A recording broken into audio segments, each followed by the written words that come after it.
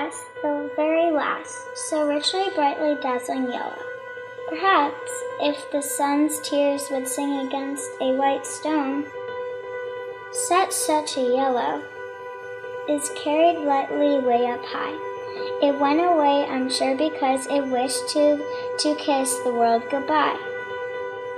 For 7 weeks I've lived in here, penned up inside this ghetto, but I have found my people here. The dandelions call to me, and the white chestnut candles in the court. Only I never saw another butterfly. That butterfly was the last one. Butterflies don't live in here, in the ghetto. My father said, "Who will tell the world what we suffered? Who will remain? Who will tell about the greatest tragedy?" And he cried. Who will tell it? A place to come. Is because of it. That she could put a stone in memory of her family because they perished. There is no resting place for them.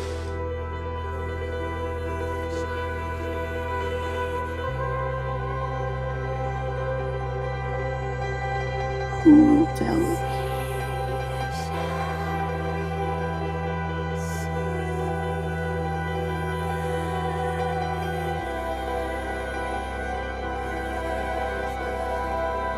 Hi, I'm Steve Markowitz, Chairman of the Board of the Holocaust Memorial and Tolerance Center at Nassau County.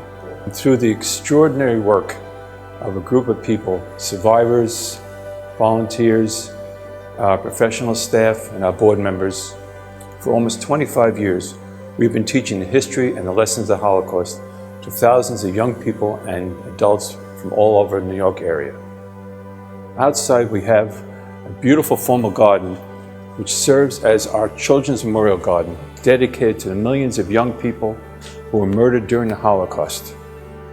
It also serves as a location for people after they've toured the museum, participated in a class, heard a lecture, and learned about one of the most horrible periods in human history, a chance for them to kind of sit and contemplate in a very serene environment.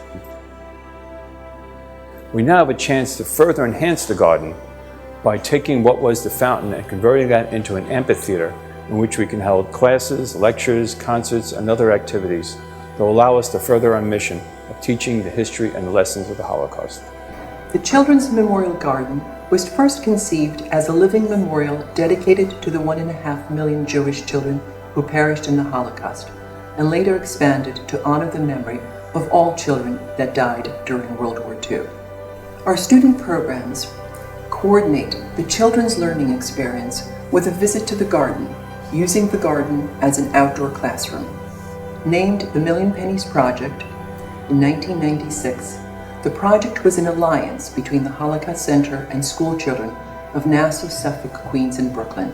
By 2001, the school children had collected close to $25,000 in pennies.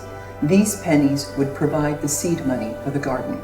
One of the outstanding features of the garden is what used to be a 35-foot diameter reflecting pool from the original estate 100 years ago. And some of us started talking about creating an amphitheater because it was a natural to work from the basis of the circle. We soon realized that the problem with the amphitheater was the sun, especially in the middle of the day. It was very, very hot, very exposed to the sun, and we needed a canopy of some kind. Stunarovsky saw this and saw my tentative plan, and he started thinking, and he's the creative architect that he is, and he came up with a sculptural device. It seemed funny to me to have this beautiful garden, this beautiful amphitheater, and I'm going to have like a wedding tent covering it seasonally. It seemed inappropriate, I guess, and I just had this idea, why not make it a permanent structure? There's already a beautiful arbor in the garden.